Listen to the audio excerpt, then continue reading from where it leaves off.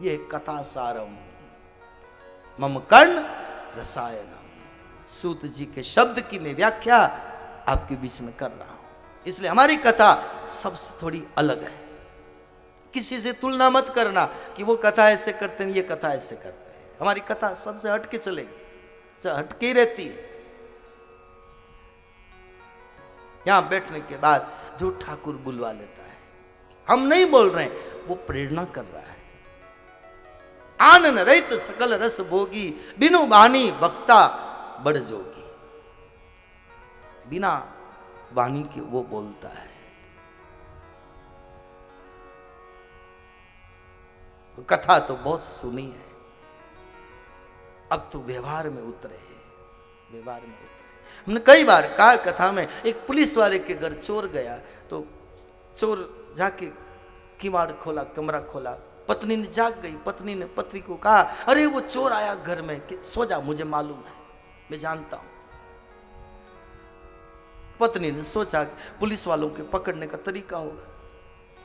अंदर गया, पेटी खोली, जेवर निकाले। अरे वो जेवर निकाल रहा, तू सो जा, मैं पुलिस वाला हूं, तू थोड़ी है, बैठ जा, मैं रात दिन चोर को पकड़ता हूं। पोटली निकाली, बांध ली। अरे वो बांध के ले जा रहा है, मुझे मालूम है। अरे पकड़ते क्यों नहीं, मैं अभी ड्यूटी पर कहा हूं, मेरी ड्यूटी कल 8 बजे है। इस सबके जीवन में यही हो रहा है।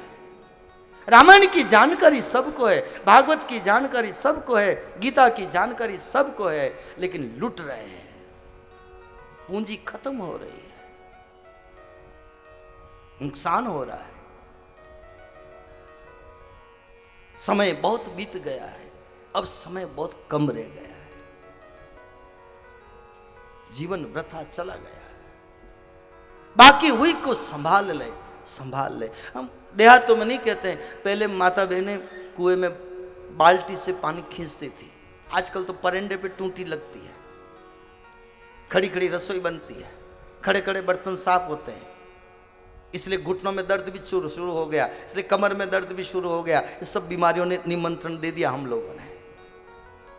तो पहले जब रसोई रस्सी खींचते थे तो आप देखना पूरी बाल्टी में को डाल देती थी वो पनियारन, लेकिन लास्ट का जो कोना था, रस्सी की गांठ, उसको पकड़ के रखती थी। पूरी बाल्टी जाए तो जाए, पूरी रस्सी जाए तो जाए, लेकिन आखिरी छोर पकड़ में रहे तो पानी भी, रस्सी भी बाहर आ जाती है, पानी भी बाहर आ जाता है, बाल्टी भी बाहर आ जाती है।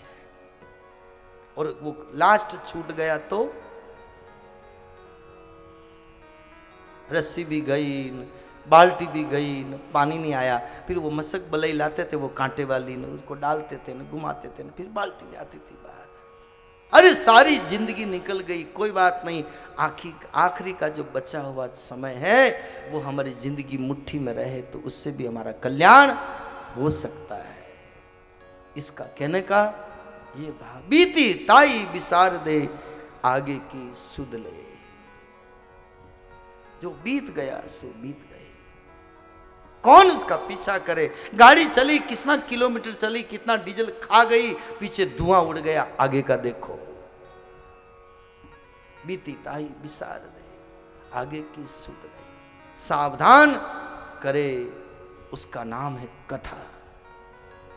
अलर्ट करे, उसका नाम है कथा। इसलिए कथा सुनने की एक बहुत बड़ी सूचना हमारे शास्त्रकारों ने दी है, खासकर राम ने दी है।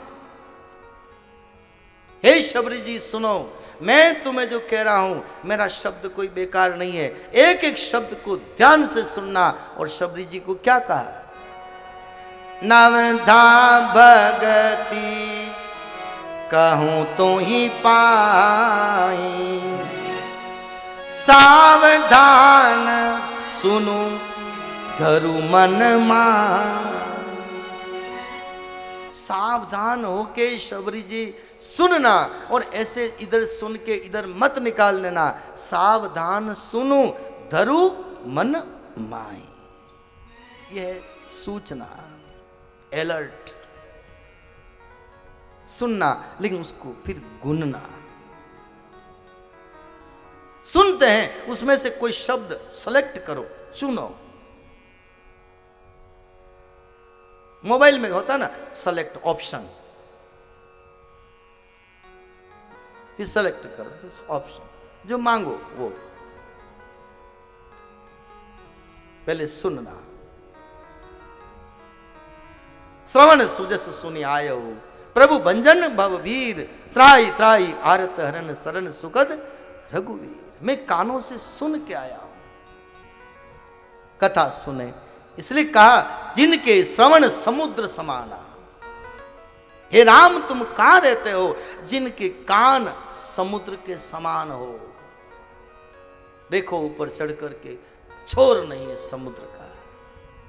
कथा तुम्हारी सुबग सरी नाना, तुम्हारी कथा रूपी नदियां आकर के समुद्र में मिलती जाए, लेकिन भरे ही निरंतर हो ही न पूरे, कभी भरे ना। ऐसे ऐसे के हृदय में भगवान आप रहते हो। ये भगवान ने एड्रेस बताया रहने का। भगवान कहां रहता है, कहां रहता है, पढ़ लो इन शास्त्रों में। मैं भक्तों के हृदय में रहता हूं। आंख मिचौनी खेल रहे हैं, छुपा छुपी खेलते हैं ना। एक बार जीव और ब्रह्म दोनों खेल खेलते हैं आंख मिचौनी का, और उस वक्त एक बार जीव कहता है मैं छिपूंगा, तुम मुझे ढूंढो। तो ब्रह्म ने ढूंढ लिया। ब्रह्म से क्या छिपा हुआ, उसने ढूंढ लिया। और तब ईश्वर ने कहा कि अब मैं छिपता हूं, अब तू ढूंढ, अब तू ढूंढ। फिर वो जीव ढूंढता है। मैं तो ढूंढ फिरी जग सारा, कहीं मिला न प्रीतम प्यारा। मैं तो ढूंढ फिरी जग सारा, कहीं मिला न प्रीतम प्यारा। मैं तो कुंजन कुंजन भटकी, मैं तो कुंजन कुंजन भटकी। फिर आय वृंदावन अटकी, फिर आय वृंदावन अटकी। कहाँ छिप गया नंद दुलारा, कहाँ छिप गया नंद दुलारा। कहीं मिला न प्रीतम प्यारा, कहीं मिला न प्रीतम प्यारा। सब जगह ढूंढा, सब जगह ढूंढा, मिला नहीं। अब जीव घबराया, मैं कहां ढूंढूं तुझे, कहां ढूंढूं। तो ईश्वर कहां छिपा, और जीव ढूंढ रहा है उसको। जवाब भगवत गीता। ईश्वर सर्वभूतानां हृदय से अर्जुन तिष्ठति। सभी जीवों के हृदय में परमात्मा बैठा है, सबके हृदय में निवास करता है। हमारे शरीर में वो बैठा है, इसलिए कहा भी है अहम वैश्वा नरो भूत्वा प्राणिनाम देहमाश्रिता। मैं सभी जीवों के अंदर बैठ करके भोजन भी मैं ही कर रहा हूं। प्राणाय स्वाहा अपानाय स्वाहा। तो भोजन करते हैं तब आहुति देते हैं ईश्वर को। पचाता कौन है, ईश्वर कहते हैं सभी जीवों में मैं ही अंदर बैठ करके सबके भोजन को पचा रहा हूं। मैं ही सबकी आंखों की दृष्टि में देख रहा हूं, मैं ही सबके कानों के अंदर श्रवण करवा रहा हूं। उपनिषद कह रहे हैं। इसलिए अर्जुन को कहना पड़ा। जब भगवान स्वधाम गमन किया, अर्जुन जब लौट करके आए, तब मुख उदास, चेहरा कुमलाया हुआ। तब युधिष्ठिर ने पूछा, अर्जुन तेरा चेहरा कुमलाया हुआ क्यों है? तब तेरी क्या दशा हो गई? पढ़ लो भागवत में। कहा मुझे काबा लोगों ने लूट लिया। अर्जुन, तूने पूरे महाभारत का युद्ध जीत लिया, तेरे पास धनुष बाण था, उसके बाद भी तू एक वीर लोगों से हार गया, लुट गया। तब रोते हुए अर्जुन ने क्या कहा, हे भाई, मेरे पास वही दर्द बाण था, वही सब कुछ था, लेकिन मैंने महाभारत का युद्ध जीता, मैंने मत्स्य भेदन किया, ये सब कृष्ण की कृपा से था। मेरे अंदर जो शक्ति थी वो कृष्ण की थी। कृष्ण चले गए, मैं निस्तेज हो गया, मैं शक्तिहीन हो गया और मुझे भी लोगों ने लूट लिया। हमारे अंदर जो शक्ति है ईश्वर की शक्ति है। इसलिए बहुत अच्छा दर्शन तुलसीदास जी ने दिया, सिया राम मैं सब जग जाने, करो प्रणाम जोरी जुग पाने। सबके हृदय में वो बैठा है। इसलिए कहा कि किसी के दिल को मत दुखाओ, किसी के दिल को मत सताओ, क्योंकि उसके दिल में परमात्मा बैठा है। किसी को दिल दुखाया, इसका मतलब ये तकलीफ हमने ईश्वर को दी है, ईश्वर को दी है। आरती उतारने का मतलब मैंने तो संतों से पाया, इसलिए कह रहा हूं, आरती का मतलब जहां कथा होती है वहां ईश्वर किसी न किसी रूप में मौजूद रहते हैं। सबके घट में तो है, हृदय में तो है, लेकिन बाहर भी कहीं के अदृश्य रूप से वो विराजमान रहते हैं। आरती उतारते हैं तब, हे प्रभु, हमने ये कथा सत्संग आयोजन किया, अब आप जब तक कथा चली आप भी किसी न किसी रूप में विद्यमान थे, क्योंकि सच्चिदानंद रूप आए, आप सच्चित आनंद के स्वरूप हैं। आज कथा में आनंद आया, गाने का, सुनने का, तब ये आनंद हमारा नहीं था, आपकी कृपा से आनंद मिला, आपकी मौजूदगी से आनंद मिला। आप बड़े नाजुक हैं, कोमल हैं, आपने हमारे लिए कष्ट किया, इसलिए हम आपकी आरती उतारते हैं। आरती जैसे कोई नज़र उतारते हैं और मिर्ची में उसमें आ जाती है, फिर चूल्हे में फूंक देते हैं, बच्चा निरोग हो जाता है, ऐसे आरती उतार कर प्रभु की पीड़ा हम ले लेते हैं, फिर आपस में बांट लेते हैं। ये आरती का अर्थ समझ में आया, ये है आरती का।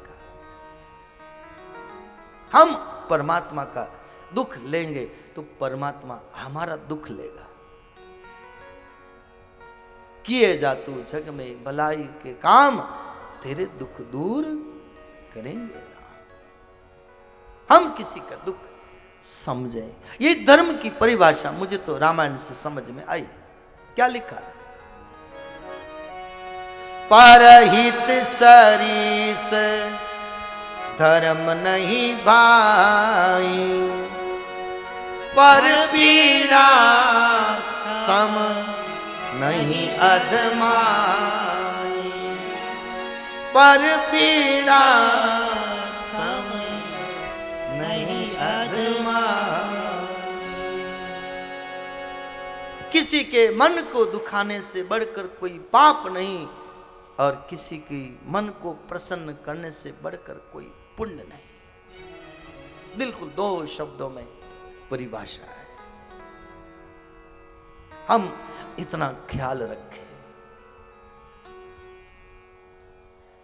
किसी का दिल न दुखे। इसलिए तो कहा, नहीं चाहिए दिल दुखाना किसी का, नहीं चाहिए दिल दुखाना किसी का, सदा ना रहेगा जमाना किसी का, सदा ना रहेगा जमाना किसी का, नहीं चाहिए दिल दुखाना किसी का, नहीं चाहिए दिल दुखाना किसी का। मैं तो गांव में जाता हूं तो कभी कभी संपन्न परिवारों की महिलाएं आती है तो मैं थोड़ा सा निवेदन करता हूँ, ये गरीब लोग हैं, साधारण लोग हैं,